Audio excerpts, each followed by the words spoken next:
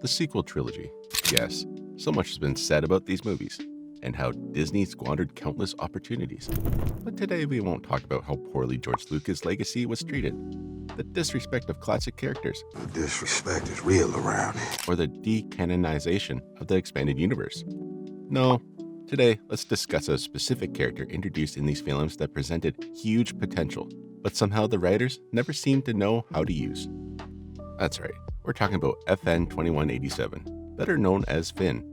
And would you expect that Lego, yes, Lego, showed this character more respect than his own movies did? When you say it like that, yeah, it sounds really sad. Finn's story begins in Star Wars Episode 7, when we see that out of an entire battalion of stormtroopers, Finn is the only one who refuses to follow the order to fire on civilians.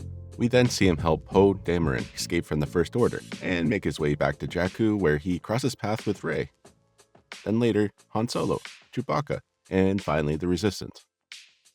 We even saw a bit of conflict on his part when he was unsure if he really wanted to join this new cause, or if he just wanted to do his own thing. His rise from being a defector to being a rebel with purpose seemed promising, except that the showrunners suddenly pigeonholed the character with a single line. Ray. What could have been an interesting character with a fairly complex narrative arc was reduced to being a sidekick with nothing new to contribute, or so it seemed. In episode 9, it seemed that Finn repeatedly had something he needed to say. Ray, I never told you Ray! What was it, you may ask? Before we let you know, don't forget to like and hit that subscribe button to stay updated with more interconnected and timeless Star Wars stories. Please whatever. Okay, back to the video. To be frank, who knows? The movie sure never makes it clear, and its attempts to drop clues is incredibly poor. So, if you wanted to find out what his secret was, you had to watch the director J.J. Abrams' testimonials on social media to learn that Finn was going to reveal that he was Force sensitive. You can't handle the truth! Well, truthfully, this fact doesn't feel too out of place, though, with the way that Kylo Ren sensed his presence when they first crossed paths in Episode 7, and the fact that Maz gave the saber directly to him, a stranger, instead of to her old friend Han, who was standing right there. Finn even held his own in a lightsaber duel against Kylo, even though he had no training. Yes, all the pieces were in place to give us the rise of a future Jedi, but sadly, this never happened, at least not in the movies. The animated LEGO specials have always been humorous additions to the Star Wars galaxy, giving us glimpses of situations that many of us wonder if they could happen, but at the time would be strange to see in live action. They act almost as alternate universes, using plenty of fourth wall breaking and parody to speak to the audience. Who are you? Anakin Skywalker. Anakin Skywalker? This day just gets weirder and weirder. Can't even do that. Sand, right? It gets everywhere. What was I thinking? Maybe Rose was right. Heroes don't take vacations. Evil sure doesn't. Whoa. You sure about that? And it's precisely these LEGO specials where we saw a better treatment and respect for Finn's character. FN 2187, you're going in. On what? You wanted your chance. You got it. Go out there and plant the flag. We were shown how he began his Jedi training under Rey's tutelage, learning about the Force and how to properly handle a lightsaber. Later, we saw him visited by the Force ghosts of Obi-Wan, Hello there. Anakin, and Leia, who taught him to have a different point of view about dealing with unexpected changes.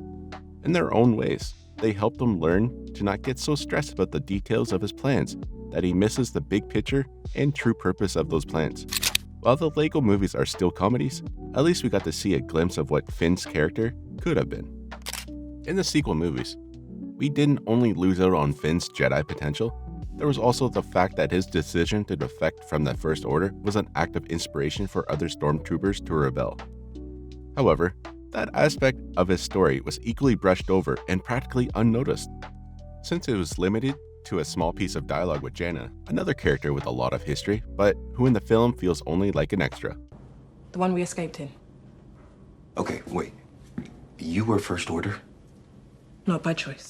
Let's also remember that Janna's character could have been an important part of Episode 9 when the movie was under the direction of Colin Trevorrow, since, in his version, Finn was taken prisoner by the First Order, and there he motivated other prisoners to take up arms. This would have certainly given him more importance in the overall story. But alas, we are left with J.J. Abrams' film. Will we have a better character arc for Finn in the new Rey movie? It's hard to say at this point, since the latest word is that the Rey movie is on hold, which is never a good sign at Lucasfilm. Its screenwriter Stephen Knight hasn't finished any drafts due to being busy with his Peaky Blinders movie. No fighting. And we've also heard rumors that his director may leave the project. Finn's actor, John Boyega, has made it clear many times that he didn't like the treatment of his character, so his return may not be certain. And who could blame him? It was clear in interviews that Boyega was a huge Star Wars fan, so to have to say lines like, "They fly now?" They fly now. He forgot. But what if that was the first time they used them? They've been using them since the Clone Wars. When he knew that troopers had been using jetpacks during the Clone Wars, must have been a very strange experience. It's more likely that we will continue to see Finn's story told in comics and novels, or in more LEGO specials, which have certainly been the projects that have been given the best development to this character. However, let's have fun for a moment here, and see what other small changes in the sequel movies could have made a big difference in Finn's story. First, we should have had more screen time and a bigger payoff between Finn and Captain Phasma. In The Force Awakens, we saw that the captain was always in the background watching Finn, and in The Last Jedi, we saw the two of them fight. But wouldn't it have been more interesting if the First Order had been keeping a record of possibly Force-sensitive beatings? I'm so sorry. I really messed up. And began turning them into Snoke's personal bodyguards? Like the Praetorian Guards or the Knights of Ren, or something similar. Phasma could have been shown to be the one who trained the Force sensitives who were more suited for the task. Finn showing conviction in his own divergent thoughts would have posed a threat to Phasma's leadership, which would have helped us understand the rivalry between the two. Just as Rey and Kylo fought multiple times during the trilogy, we could have had a mirrored version of those duels with Finn and Phasma, with higher stakes and different motivations in each movie, instead of the rushed and unearned fight in Episode 8 that ended with the captain's death.